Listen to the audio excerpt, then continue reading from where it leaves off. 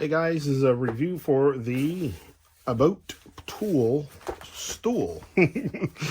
Actually, it's a great product. Let me show you. It's made out of plastic, full plastic. It's got a little handle here.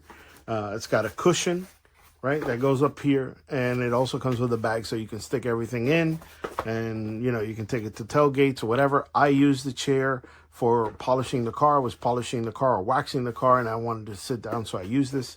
I weigh 270 pounds. This thing held, I can't believe it held it, but it did. It says it's up to 300 pounds. I didn't have any issues. Let me show you how it opens up.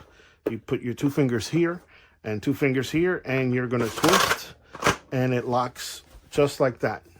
Okay. You can put the cushion on it, which is actually not too bad.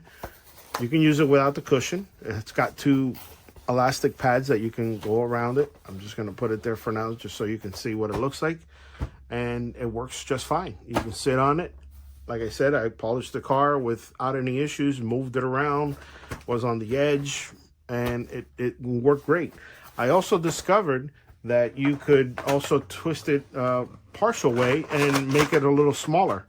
So if you need it that tall, you can.